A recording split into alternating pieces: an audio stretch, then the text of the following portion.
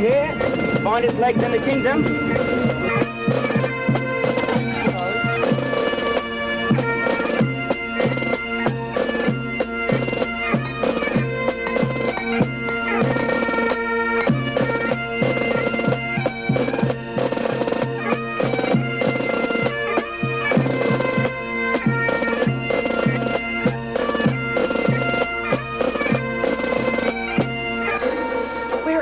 Jody, Miles, this is ridiculous. She is somewhere within this maze of rooms and halls, and we can't find her. So long. The kitchen is a mile and a half away. I mean, I thought I did a lot of running around. It's Yeah, you have to wear roller skates to work in this place. Well, enjoy your medieval breakfast. Well, thank you. Ham and eggs aren't exactly medieval. Well, I just thought it sounded more romantic. So, have you heard anything from Jody yet? Not a word. No, we're running out of patience. We don't get some answers soon. Good morning, my dear friend. Mr. Renaldo! Good morning, Dottore. You had a very pleasant rest, madame? Not really. My two little ones. Run along. What are you doing here? Do not let me keep you from doing your duties. Dottore, you and your lovely wife must finish your breakfast pronto and go outdoors. It is a lovely day and all the excitement of the pageant is waiting for you out there. Mr. Renaldo, we decided to wait down here until Jody comes down for breakfast. We didn't find her room last night, as you very well know. I want to know where it is right now. The truth is, we're very worried about her. I am so sorry. I'm so stupid and negligent of me. It is because of the details of the pageant. Oh, would you forgive me? This madame just came for you here.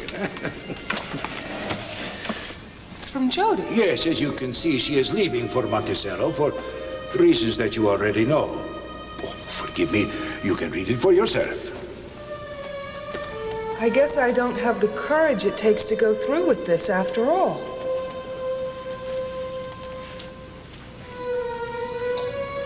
I thought I could do what was expected of me here, but I have to admit I am too frightened. The only way to solve it for me is to go back to Monticello at once. Please forgive me for leaving this way, but I was just too ashamed to face you. There's no reason why you can't stay and enjoy yourself. See you back home. Love, Jody. How's she getting back to Monticello? I have been given to understand that she is being given a lift this morning. Excuse me.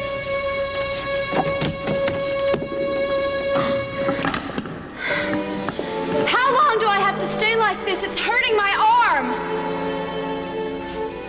Why don't you answer me?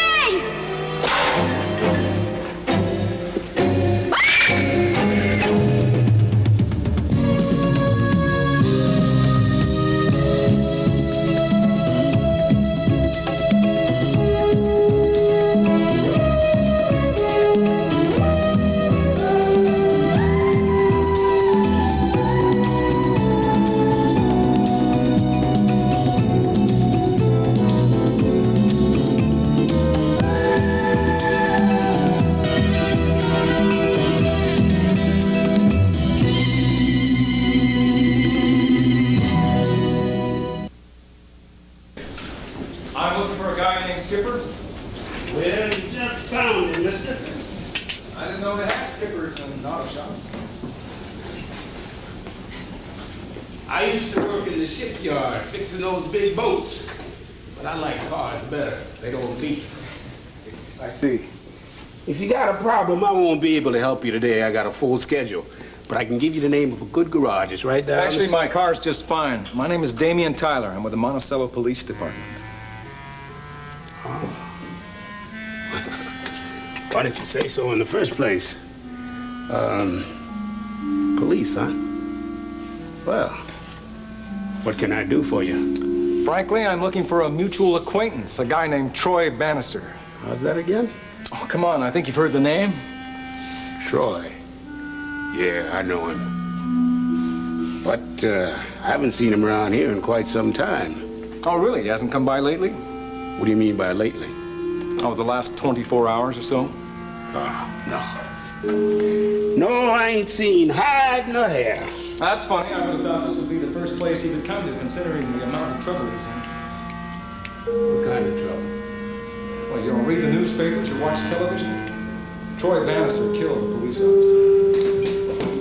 don't say. I know Troy's a friend of yours. You've known Troy and Didi since they were kids, which means this would be a very natural place for him to try to hide out. Well, I guess you got it figured all wrong, because I ain't seen Troy since... Well, I guess you don't mind then if I check the place out? Wait a minute now, officer. I don't see as how you got any right to wait just a minute.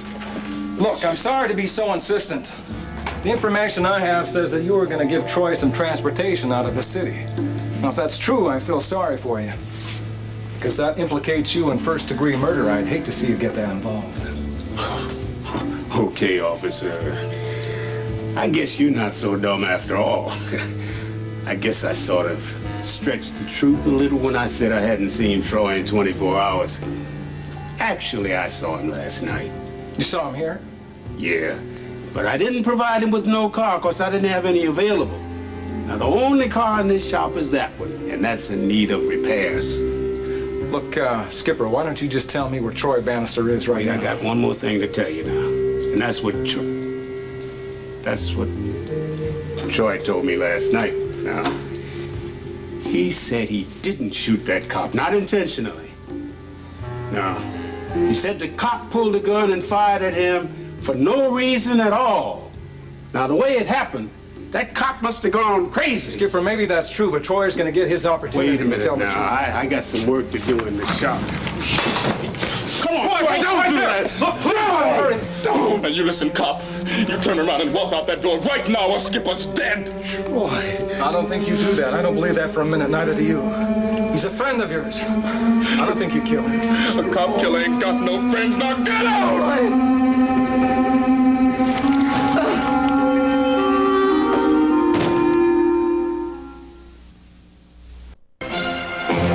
He's the longest arm of the law. You're a lawman? Bounty hunter. Don't you think it's time we make our peace once and for all? I mean, we've been arguing all this time and we've been on the very same side.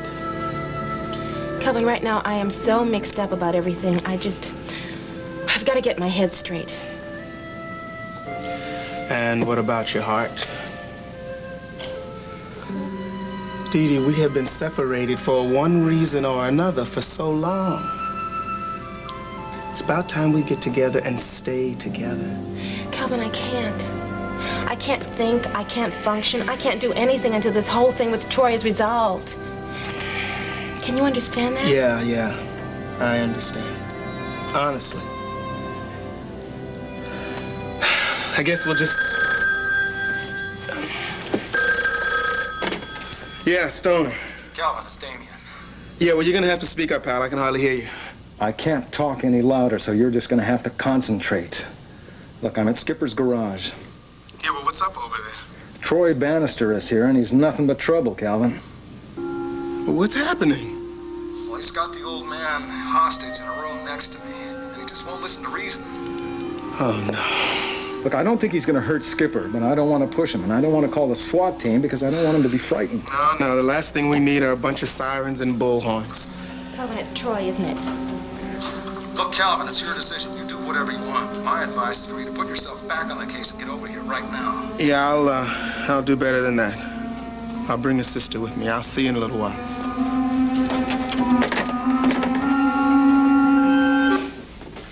Yeah, Eddie, did you buzz?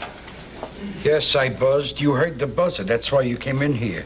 If you didn't hear the buzzer, you wouldn't be in here. Am I right or am I wrong? It's not a federal offense to ask a rhetorical question, is it? What is it with this rhetorical? You talk English? Sit down. I got something I want you to take care of. Okay. I want you to call the florist. I want you to send some flowers to Ted Loomis. Why, Eddie, that's the nicest thing I ever heard.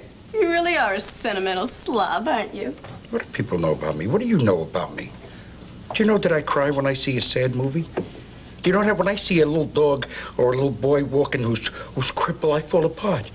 I get a lump right here. You know, I stopped the car on the highway to get out and help an old lady cross the street. I like old ladies. They remind me of my mother. I want a tissue. You got a tissue? Yeah, the top right-hand drawer. See what you did now? You got me started. What was I talking about? Flowers for Ted Lewis's funeral. Yeah, flowers. Send flowers. Okay, how much do you want to spend? The sky's the limit. $100. Okay, what kind? Send my favorite flower, those plants with the big red things that the companies give out, you know, at the holiday. Nah. All right, send anything that's in season, but put red bows on it. No, make that white bows. It's a funeral tent. Gotta have class, you know what I mean? Eddie, what do you want to put on the card? Card? What card? What are you talking about, card? This has got to be anonymous. You can't send it with a card. I mean, you're going to send flowers to a cop. What am I going to say? Rest in peace, your bosom buddy, forever, Eddie Lorimer. Come on, use your head, you dummy. Yeah, of course. All right, take care of that for me, will you? Okay. And listen, do me a favor. When you make the check out, put it under petty cash, office expenses. Office expenses? Yeah, office expenses. Put it under bathroom tissue. I don't know, anything. You know something, Eddie? You're all heart.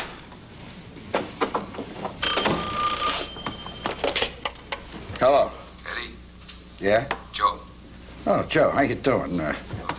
Listen, how's the weather up there? Beautiful.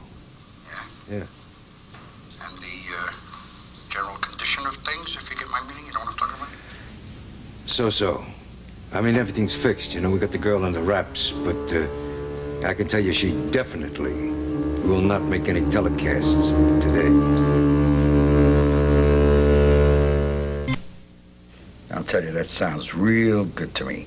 You just keep her away from the TV cameras, understand? And I'm very, very happy that the problem is solved. Yeah, but that's the point, Eddie. That's why I'm calling you, because I don't think the problem is solved. Hey, what are you talking about? You just got through telling me that everything was... I know what I was telling you. But the problem is still gonna exist even after the pageant is over. What I'm saying is, I think we may be making a big mistake in letting this girl go home after the show is over. She may talk. You see, so what I was thinking is, maybe it's now the right time to do something permanent. Let me tell you something. I don't care what you were thinking. I have told you 1,000 times, if I told you once, you can't do anything to hurt this Travis kid. You understand that? What do you want to do? You're going to make this kid a national martyr? What's the matter with you? Wait a minute. Eddie, listen to me. Her becoming a martyr doesn't matter after the pageant is over. You understand? But if she talks, that's something else again. So what I was thinking was having her disappear. You know, like somewhere between Raleigh Castle and Monticello.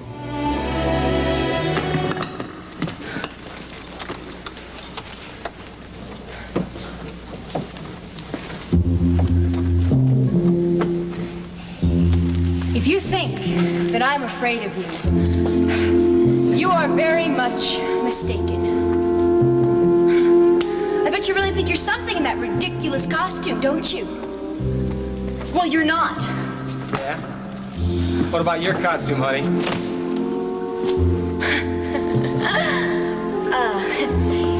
Yeah, I guess it is a little bit silly, isn't it? You know, to tell you the truth, I've had enough of this game playing, so, why don't, you just relax and we can call the whole thing off.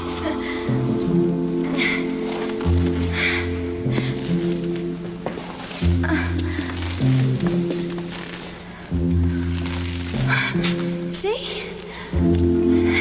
There, you sort of look like a nice person. How did you ever, get mixed up in something like this? You know, I bet if these were under different circumstances, we might even be friends. Yeah, we still can be. What? No! Stop! What disgraceful behavior is this? How dare you? Miss Travis is our guest. She is to be treated with respect. Get out of here before I take care of this myself. Yes, it's Jody's handwriting. There's no question of that. The tone of it sounds like her, but something doesn't quite ring true. This is so disgusting. I do not trust that man. He knew what Jody had planned. What are we going to do? Good morning. Have you seen Jody yet? No, but we've heard from her. We have this letter. What? She's gone to Monticello, according to this. Oh, I don't believe it. No, she wouldn't back out now. I just don't believe it. Well, it's all written right there. It seems very final. Are you sure this is her handwriting? Yes, we're sure. I'm sure she would have gone through with it. For all we know, this may be a phony letter. They might have forced her to write it. Yes, that thought occurred to us, too.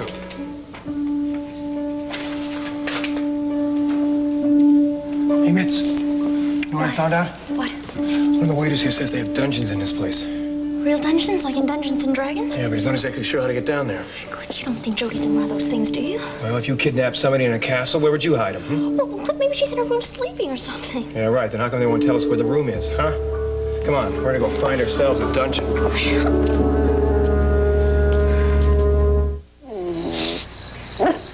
Quit. Miles, let me see that letter. Maybe there's something in it that might be, I don't know, a clue or a signal of some No, kind. you're not going to find anything, I promise you. No, they wouldn't let anything like that slip through. And after she wore that dress last night to the party, there's not a soul here at the whole pageant who hasn't noticed her resemblance to the Martyr of Eden. I'm sure anybody could guess that she was going to make a statement today. Well, they didn't hear it from me. What were you planning to do, Chad? Why don't you tell us? I'm supposed to make the opening speech at the satellite broadcast back to Eden. Yes, and what then? Were you going to put Jody in front of the camera? Is that it? Yes. There's no use in denying it now. But without Jody, my plans are ruined. Well, would you believe I don't give a damn about your plans? I'm just worried about Jody. I think we're about as far down as we can go. No, this is just where the staircase ends. Oh, boy, this is spooky. It's got to be a lower level. This guy said something about a secret passage. Okay, try that wall over there. Now, pick up something and tap on the wall and listen for a hollow sound, and that'll be the secret passage.